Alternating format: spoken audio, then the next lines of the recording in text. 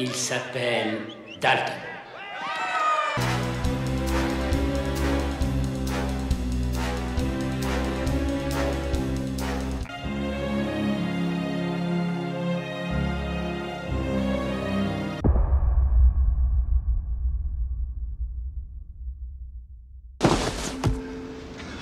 I need to use your phone. Who are you? Bond, James Bond. Roger Moore s'en est allé remplaçant et il faut donc se mettre en quête d'un nouvel acteur pour symboliser le fameux agent 007, James Bond. Cela va devenir une folie médiatique, plus que prévu, avec tous les candidats possibles allant de Sam Neill à Christopher Reeve, voire un mannequin inconnu, Finlay Wright. Mais le seul nom qui compte pour Cubby Broccoli, c'est celui de Pierce Brosnan. C'était à Corfou. À l'époque, ma femme Cassie avait eu un rôle de James Bond girl. Et je me suis retrouvé sur le plateau. Tout le monde plaisantait en disant que je serais le prochain James Bond. J'étais loin de m'imaginer l'importance de ce rôle dans ma vie. Et effectivement, il semble évident de lui-même s'imposer pour le rôle et physiquement et grâce à son charisme qui est évident. Il a joué le détective Remington Steele sur ABC et la série vient d'être annulée. Les étoiles ont l'air d'être alignées, seulement voilà. J'ai passé une audition et j'ai eu le rôle. Mais une clause du contrat de Remington Steele prévoyait une période de 60 jours pour revendre la série. On était confiants. Je me disais, c'est formidable. Je vais démarrer une carrière de cinéma international.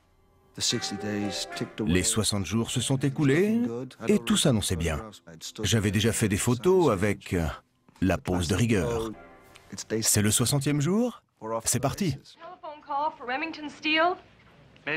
Le téléphone a sonné alors que je m'apprêtais à sortir. J'ai hésité à répondre, puis j'ai fini par décrocher. Until recently, 007 was to have been TV's Remington Steele, Pierce Brosnan.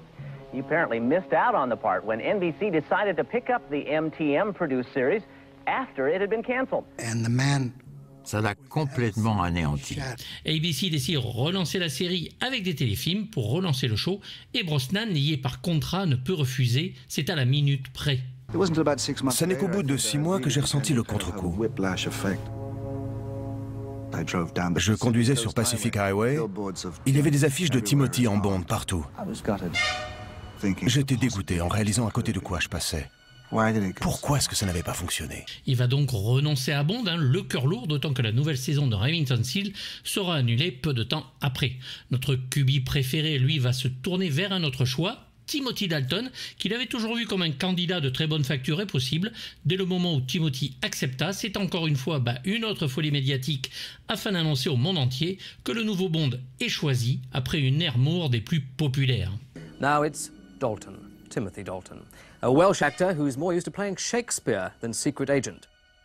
We've always liked him, and we're sure his interpretation of James Bond will be one that we will be happy with. Dalton a un style de jeu parfait et va ramener notre 007 à des films se rapprochant du film d'espionnage viscéral en mode thriller, en rapport au dernier film de Roger Moore, Dangereusement Vôtre. Ici, l'humour en est carrément épuré, en tout cas loin de la lourdeur parfois acquise sur certaines scènes du film précédent.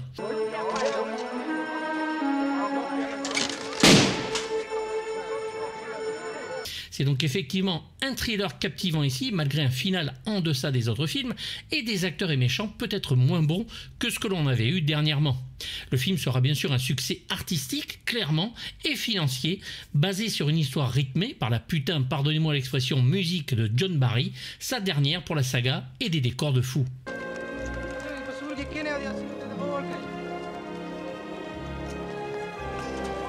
C'est l'adaptation cinématographique de la nouvelle Bon baiser de Berlin, The Living Daylights de Ian Fleming, extraite du recueil Meilleurs vœux de la Jamaïque, paru en 1966, mais en ne reprenant que le titre d'origine anglais. Richard Maybaum et Michael J. Wilson reviennent pour le scénario, John Glenn est toujours à la réalisation et se lâche bien, Peter Lamont au décor, Rémi Julien aux cascades et John Richardson aux effets spéciaux.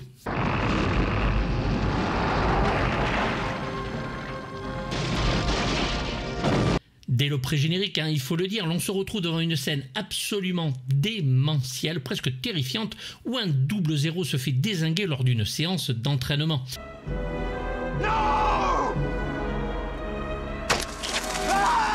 De même, la dernière grande scène d'action, avant le petit final, se fait sur un avion cargo et reste une des cascades les plus hallucinantes et une des séquences les plus accomplies, les plus réussies et les plus haletantes de la saga.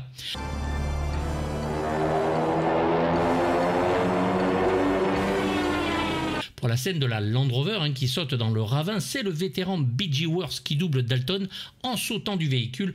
Un grand moment.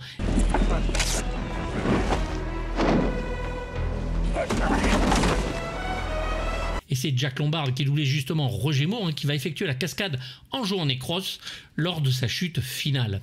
Les deux scènes utilisent des parachutes extra plats inaugurés depuis Moonraker.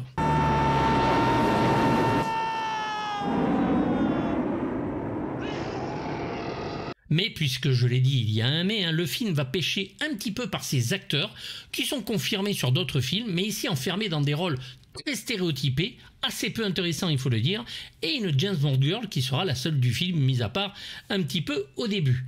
La sexualité de 007 n'est donc pas la priorité dans cette aventure, mais bon, pourquoi pas. Et c'est ici Alec Mills qui est à la photographie, remplaçant Alan Hume qui travaillait sur les derniers 007.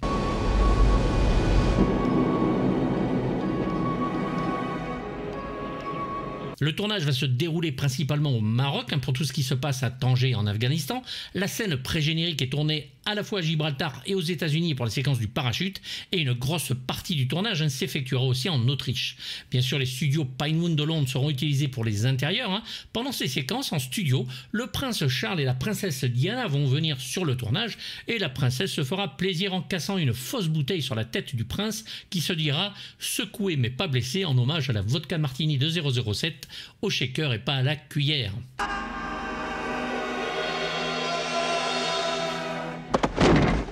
Broccoli va dépenser bien sûr sans compter pour annoncer l'arrivée de Timothy Dalton au monde. Une pub avec une plaque minéralogique d'Aston Martin annonçant le Bond sorti, une photo de Dalton en plan serré et le fait que Bond revenait sur un ton plus sérieux.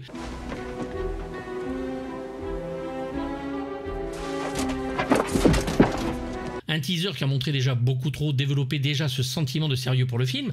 L'affiche britannique qui montre Bond dans le canon d'une arme avec autour de lui les séquences parfaitement dessinées et pour des raisons inconnues et même douteuses. L'affiche américaine peut inspirer mais en exergue une femme en nuisette, transparente et un Bond pointant son arme et à la tête un peu disproportionnée.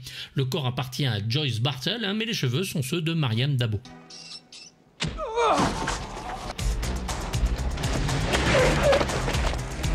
C'est de plus le 25e anniversaire de la série et une émission d'1 heure fut consacrée à la saga et présentée par Roger Moore. Beaucoup de produits promotionnels dont Unigate qui distribuait des places gratuites sur des bouteilles de jus d'orange, les chocolats Trio distribuent eux des autocollants dans leurs paquets, Philips fait bien sûr la promotion de ces produits qui apparaissent dans le film, des répertoires en cuir, des accessoires de golf, des pochettes pour permis de conduire vont sortir aussi.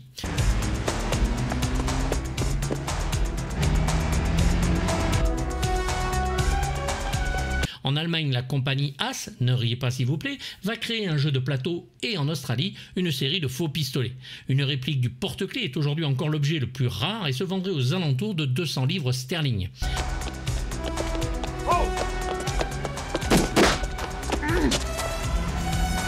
La première mondiale a lieu le 29 juin 1987 à Londres, à l'Odeon Leicester Square, en présence des Altesses royales, le prince Charles et la princesse Diana.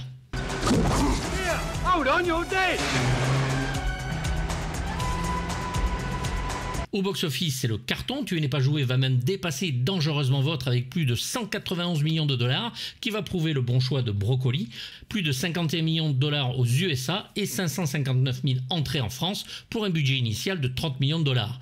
Malheureusement, le deuxième volet en montrera autrement.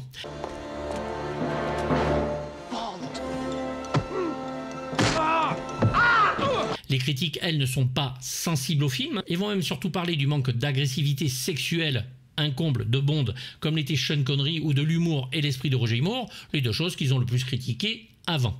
Bref, ils voulaient un mix des deux et l'on peut parier que si ça avait été le cas, ils s'en seraient plaints pour manque d'originalité.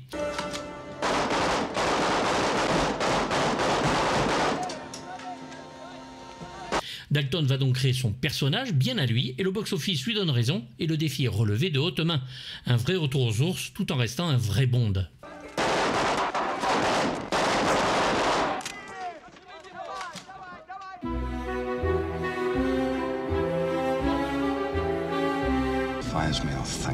it. Whoever she was must have scared the living daylights out of her. Le 7 août 1986, Timothy Dalton accepte donc avec joie le rôle-titre d'une saga plus que culte et va se démarquer de tout ce qui avait été fait avant, sauf peut-être des premiers Sean Connery. Ces 2 tests filmés sont basés sur des extraits d'Au service secret de Sa Majesté. Il va lire les romans de Ian Fleming et va tellement chercher à donner à son rôle une épaisseur sans pareille que son seul problème sera son manque d'aisance sur les quelques plaisanteries disséminées dans le film. La première question qu'on pose au producteur, c'est « Qu'est-ce que vous attendez de moi ? Que je poursuive dans la veine existante ou que je parte dans une autre direction ?» La réponse la moins risquée, c'est de ne rien changer. Mais j'aurais refusé. Le film n'en ayant que peu, ce fut pour le mieux. N'oublions pas qu'il est connu pour être quand même un grand acteur shakespearien. L'ère Dalton commence et sans que personne ne s'en doute le moins du monde, se terminera malheureusement sur le prochain film. Il y interprète pourtant un Bond à la fois sensible et agressif, comme George Lazenby à l'époque, un être de chair et de sang, vulnérable et implacable et d'une élégance folle.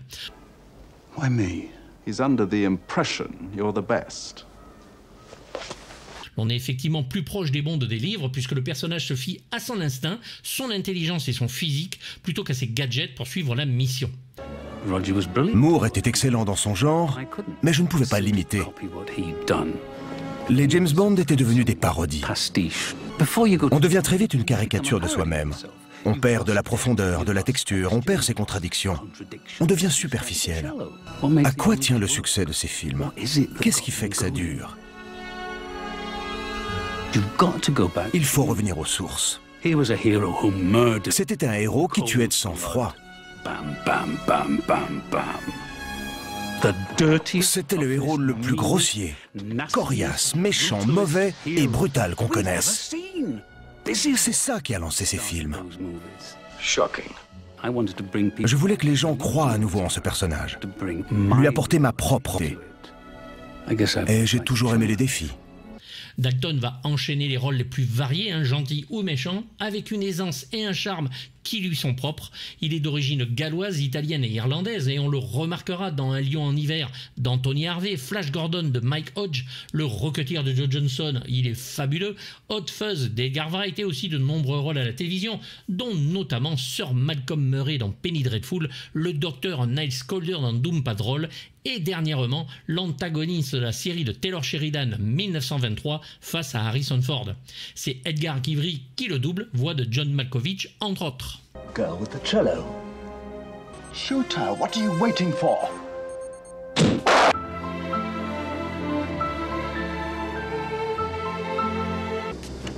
Hold this and keep it straight and level. Where are you going? To defuse a bomb. Un chapitre court ici puisqu'il n'y a qu'une seule vraie Bond girl, la seule autre femme étant dans le pré-générique et n'apparaissant que peu de temps. Exercise Control 007 here. I'll report in an hour. Better make that two. Cara Milove, interprétée par Marianne Dabo, est une violoncelliste qui va se faire piéger par son ami Koskov, qui lui demande de jouer les snipers pour que sa défection à l'Ouest soit plus crédible. Crédible, elle ne l'est pas, et Bond voit bien qu'elle est manipulée. Trahie, elle va s'allier à 007 pour déjouer les plans de son ancien amant. One moment, there's one more. Take her too. She's a defector. De violoncelliste, elle va passer à pilote d'avion cargo, toujours crédible, ou pas, mais pas moins intéressante. C'est peut-être pour moi le jeu de l'actrice qui me laisse de marbre, même si l'évolution de son personnage reste quand même plutôt bien écrit, car elle réussira à avoir l'asile politique et réussir au sein d'un orchestre.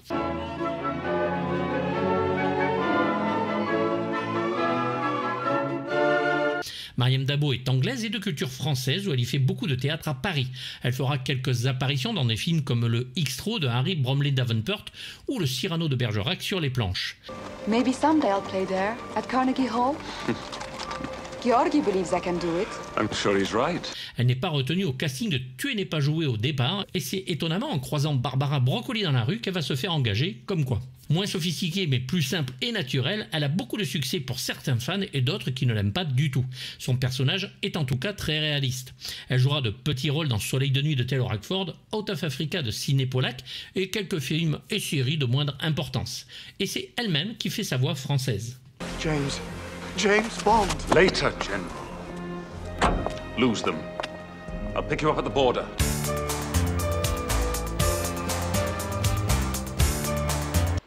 I told you the British believe me.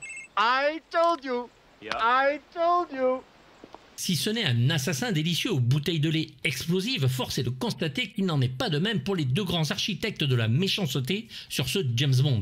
Le général, Georgi Koskov, joué pourtant par l'excellent Yoram Krabbe, fait donc croire à l'Ouest qu'il veut changer de camp et dont le seul but est la désinformation. James, I will never forget what you did for me.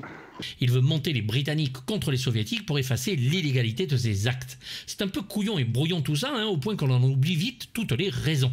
L'acteur qui nous a habitués à de meilleures prestations est ici complètement dans le surjeu, tellement expansif qu'il en enlève toute crédibilité et ne trompe personne, surtout dans la ridicule scène où il accueille son soi-disant sauveur 007 en exagérant son comportement. On est même sur un hashtag gênance de premier ordre pour moi.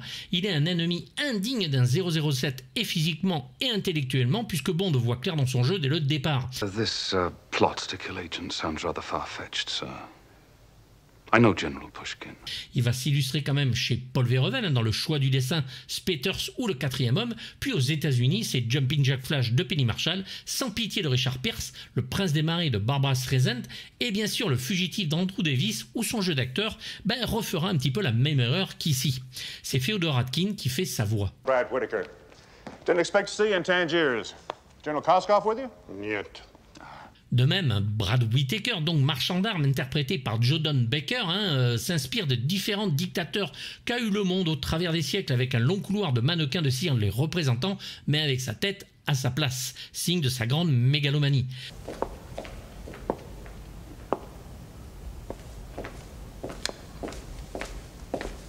Il recrée de plus de grandes batailles historiques avec des petits soldats sur de gigantesques dioramas, ce qui le rend quand même plutôt ridicule et là aussi indigne de figurer au panthéon des grands méchants de la saga.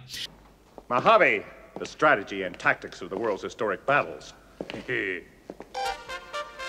Il finira sous une statue de Wellington dans un combat absolument non spectaculaire et mou du genou, comme jamais, un très mauvais moment à passer où les bandes-sons de marche militaire et de trompettes d'assaut nous brisent les oreilles.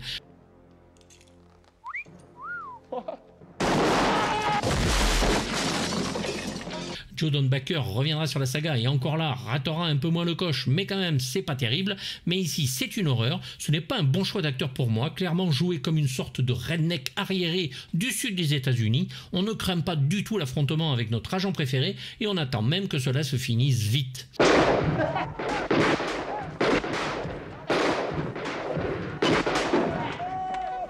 Et pourtant, Baker jouera dans de grands films comme Luc la main froide de Stuart Rosenberg, Junior Bonheur de Sam Peckinpah, Tuer Charlie Warwick de Don Siegel, Échec à l'organisation de John Flynn, Le meilleur de Barry Levinson, Les nerfs à vif de Martin Scorsese, et reviendra en Jack Wade donc sur les bonds de GoldenEye et Demain ne meurt jamais. Jack Ferrière et sa voix française.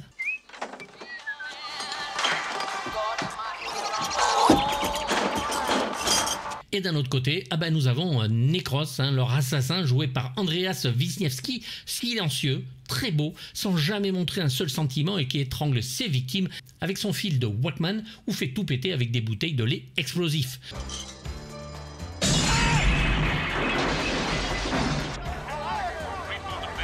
Son combat avec Bond sur l'avion cargo est une des plus belles scènes et cascades d'action de la saga et il est le seul à apporter une réelle menace sur le film. Il est dommage qu'il n'ait pas plus de temps à l'écran d'ailleurs, c'est vraiment l'atout du film dans la méchanceté.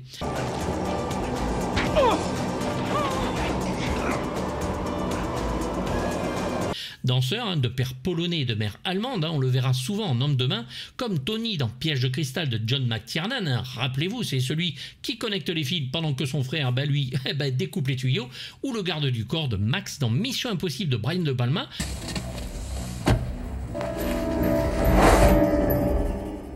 Rôle qui va reprendre en caméo dans Mission Impossible Protocol Phantom de Brad Bird en lui donnant le même masque.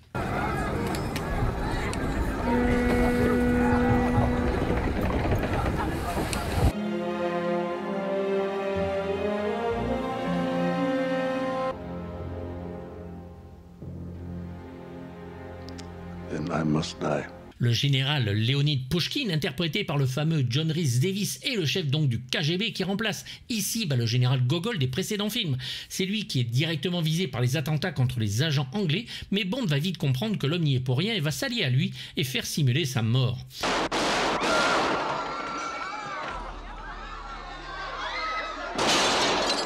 Un moment assez drôle qui permet à 007 de révéler l'ignominie de Koskov. L'esprit et surtout l'humour très communicatif de l'acteur sont encore une fois ici présents, comme son rôle de Salah dans Les Aventuriers de l'Arche perdue et Indiana Jones et la dernière croisade de Toton Spielberg, Victor Victoria de Black Edwards, Le procès de l'incroyable Hulk, En Caïd, un téléfilm avec Bill Bixby, Vasco Rodriguez dans la série Shogun et bien sûr le fameux Gimli dans la trilogie de Peter Jackson, basé sur les livres de J.R.R. Tolkien, Le Seigneur des Anneaux. Put him on the next plane to Moscow. Oh, thank you, General. Thank you. In the diplomatic bag. On le reverra cette année avec la sortie du nouvel Indiana Jones et le cadran de la destinée de James Mangold, où il y reprend son rôle de Salah. C'est le grand William Sabatier qui le double ici. My name is Cameron Shah. Please forgive the theatricals. It's a hangover from my Oxford days. Kamran Shah est un des meilleurs personnages du film, très bien interprété par Art Malik. Il est le chef des Moudjahidines, formé à Oxford et libéré par Bond alors qu'il moisissait dans une prison.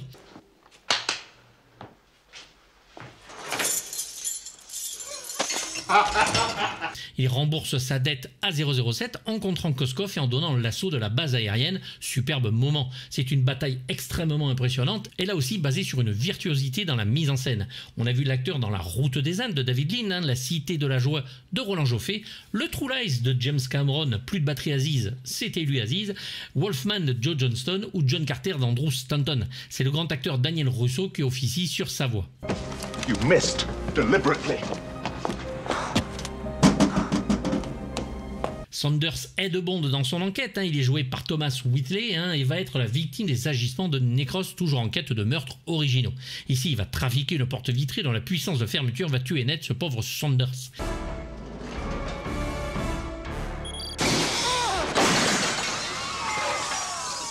Dès le départ, il n'est pas fan de Bond, qui refuse de tuer Kara et va même en faire un rapport à M. Obligé de travailler avec James, ils vont apprendre à se connaître, ce qui va nous amener à le trouver de plus en plus sympathique et faire en sorte que lors de sa mort, on s'en retrouve affecté.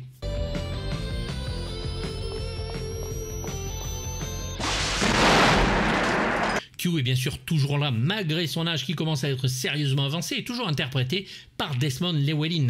Il va comme d'habitude exhiber ses gadgets à 007, dont une chaînifie bazooka drôlissime, tout en lâchant une réplique dont il a le secret et juste hilarante. Something we're making for the Americans. It's called a ghetto blaster. C'est aussi lui qui favorise l'entrée de Koskov à l'ouest grâce à un appareil. Welcome to Austria, General. Qui le catapulte dans un pipeline. But for me, it is a matter of pride that the 00 section has been chosen for this test. M est toujours joué par Robert Brown. Il apparaît dès le pré-générique dans l'avion qui va parachuter les agents dont il assigne lui-même la mission d'entraînement au-dessus de Gibraltar. Il n'est pas d'accord avec Bond sur ses doutes sur Koskov. I know General Pushkin. Do you think I don't? I've dealt with him on several occasions. Et la tension entre les deux hommes rappelle, les rapports qu'avait le Bond de Sean Connery avec le N de Bernard Lee, mais avec un Robert Bond moins acerbe que l'acteur précédent. Well, James, she's just your type. Wrong again, Moneypenny. You are. Miss Moneypenny est donc toute nouvelle dans le film et c'est Caroline Bliss qui remplace notre chère Lois Maxwell. Je plains la pauvre actrice dont la pression sur les épaules ne devait pas être facile et malheureusement, force est de constater que l'on est loin des séquences drôles et de badinage avec les deux protagonistes. 007 est complètement indifférent au physique de la jeune femme qui n'est finalement qu'un rôle banal sans grande consistance. Elle reviendra dans Permis de tuer mais sa carrière ne s'envolera jamais. We're the laughingstock of the intelligence community. Our first major coup in years. Frédéric Gray est toujours là sous les traits de Geoffrey Keane et comme son habitude, panique encore à l'idée d'annoncer au Premier ministre que le KGB a réussi à kidnapper quelqu'un sous leur surveillance. Pas un grand rôle, mais c'est toujours fun à regarder. What the hell are you trying to do, 007? Start World War III? Felix Leiter. Now, what's the CIA doing here? Felix Leiter revient enfin, nous ne l'avions pas vu depuis Vivre et laisser mourir, bordel de merde. Et ici, c'est John Terry qui reprend le rôle pour seulement quelques minutes en accueillant Bond sur un yacht et une brève communication par radio lors de l'assaut final. Aucune affinité entre 007 et lui. Franchement, le personnage aurait pu être interprété par un acteur de seconde zone, c'était pareil, ou porter un autre nom, que cela n'aurait nullement nui au film. Heureusement, le film suivant remettra les pendules à l'heure. Magnificent. I hope you can find time to play in Moscow. Gogol est toujours joué par Walter Gottel, devenu ici membre des affaires étrangères soviétiques, son ancien poste étant revenu à Pouchkine. Une apparition encore une fois plutôt courte puisque l'acteur qui devait tenir le rôle de Pouchkine au départ, mais en Gogol, était malade. C'est ici malheureusement sa dernière apparition dans la saga et il va remettre à Kara son visa et l'on se rappellera de sa bonhomie et l'empathie qu'il provoquait à chacune de ses apparitions, souvent très drôles. Get in the bathroom and lock the door. Et enfin, notez en maîtresse de Pouchkine, Virginia Hay, que l'on adore puisqu'on l'a vu en chasseresse dans le Mad Max 2 de George Miller et surtout en Pausota Zan dans la superbe série de science-fiction Farscape de Rockne S. O'Bannon.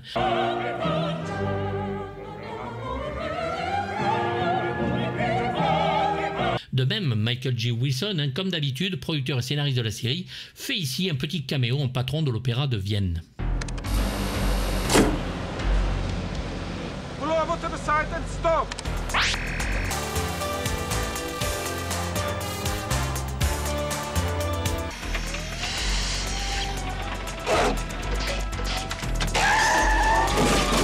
On revient à la tradition avec en guise de voiture une Aston Martin V8 de 1986 pour 007 qui va être remplie de gadgets high-tech.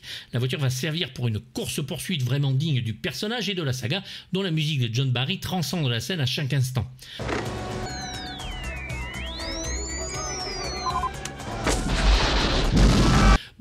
Bond et Kara quittent Bratislava et vont essayer d'échapper à leurs poursuivants russes.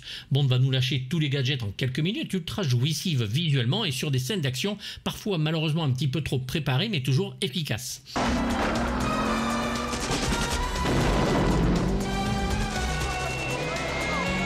Un laser caché dans l'enjoliveur permet de découper la base de la voiture à côté et la séparer de son essieu. Je sais c'est trop, mais c'est drôle. Des skis rétractables et des pneus à clous du même acabit apparaissent aussi, permettant à la voiture de rouler sur la neige pendant que les ennemis, eux, se retrouvent dans la merde.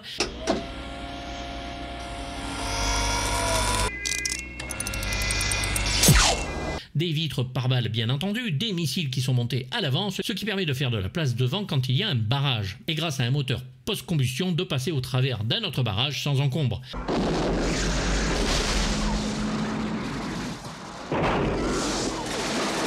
Tous les boutons sont bien sûr, et comme d'habitude, cachés dans l'accoudoir et le système de visée pour les missiles apparaît sur le pare-brise.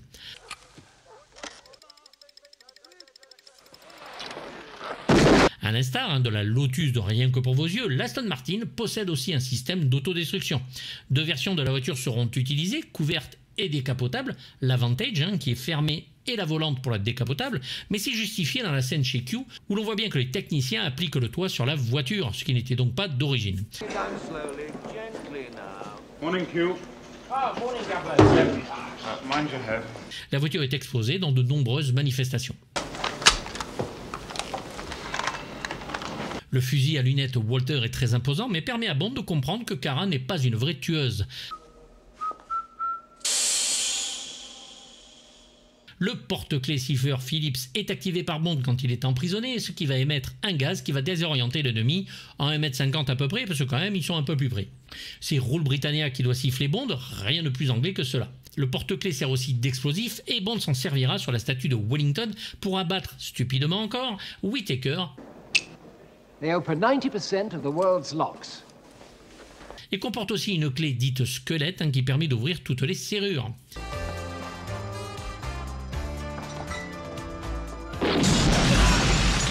Les bouteilles de lait explosifs de Necros restent dans les mémoires comme un gadget original et effectivement explosif. That is a security matter and cannot be discussed. Et même Pouchkine possède son petit gadget, une montre alarme qu'il déclenche quand il est surpris par Bond dans sa chambre avec sa maîtresse. Mais 007 fera en sorte de retrouver l'avantage en faisant se dénuder la fameuse maîtresse, laissant le garde sans voix.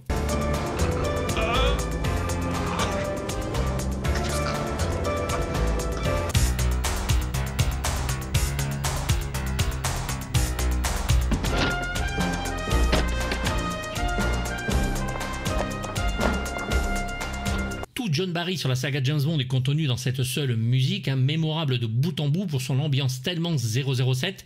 La musique de Barry est donc la dernière qu'il va composer pour la saga. You had to keep within the bounds, and I think I exhausted the bounds.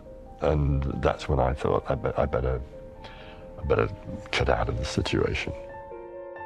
Comme dans le précédent film, il va s'associer avec un groupe qui cartonne sur le moment et qui vient de Norvège, AA.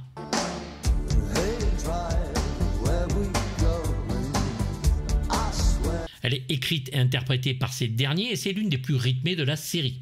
Comme celle de Duran Duran, elle va cartonner jusqu'à atteindre la 5e place des charts en Angleterre. Les Pretenders collaborent eux aussi sur la chanson de fin If There Was a Man, ce qui n'est pas une habitude puisque normalement on reprend le thème du début, et un autre morceau que Necros écoute rapidement au Walkman, Where Has Everybody's Gone, dont l'instrumental servira pour l'attaque de la maison avec les bouteilles de lait et celle de l'avion cargo.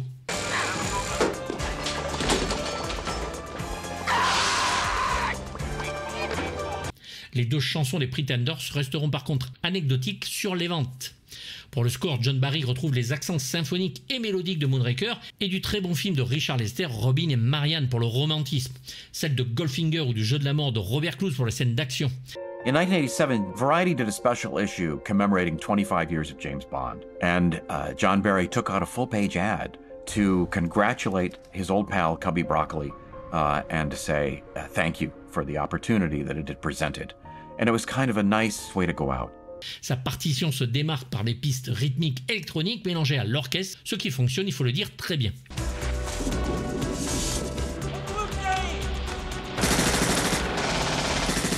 John Barry peut être vu dans le final d'ailleurs du film, dirigeant l'orchestre où Cara y montre son talent. Un beau caméo pour un grand final. Ce sera sa 11e participation et il part sur un feu d'artifice.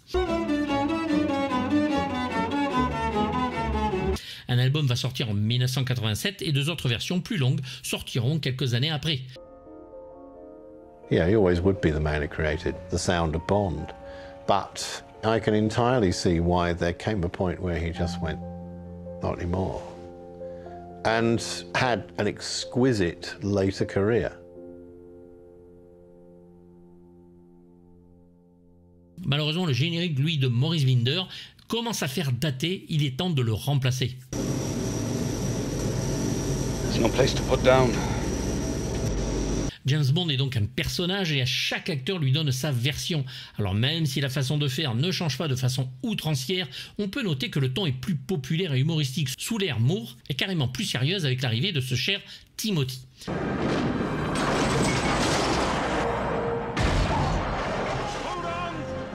Pas de réelle révolution, mais un changement de ton bienvenu malgré un scénariste qui a quand même plus de 77 ans. John Glenn, le réalisateur, en 55 comme votre serviteur, et réussit toujours à étonner ou en tout cas ne pas endormir le spectateur. Il est même, avec son équipe, responsable de scènes absolument étonnantes, notamment sur cet opus vraiment spectaculaire, si seulement la fin avait été aussi géniale.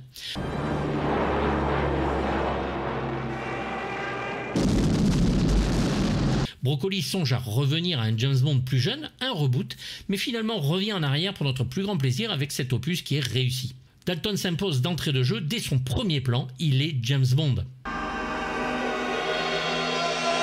25 ans de Bond à l'époque, c'est éblouissant et le travail effectué par tous ces techniciens de l'ombre pour réussir ce pari impossible est absolument génialissime, chaque film étant indépendant et une variation des autres. Un changement donc dans la continuité en quelque sorte. Après tout, 007 appartient aux spectateurs et pas à leurs acteurs.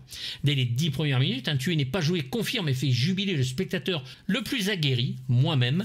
Nous sommes conquis et rassurés. Smirt spionum ou mort aux espions, c'est le cas ici. Un bonheur que le prochain va plus que confirmer en étant le plus violent de tous. Voilà, je sais que vous attendiez les Timothy Dalton, et moi aussi, bien sûr, bordel de merde. C'est vraiment de très bons films, et l'acteur est impeccable. Il est violent, il est viscéral, il est comme on aime. Donc j'espère que vous allez en débattre dans les commentaires, on va en parler. Je vous dis à très bientôt, et n'oubliez pas, bien sûr, de vous abonner et d'activer la petite cloche, c'est gratos. Et je vous dis à bientôt pour du très lourd. Bye bye.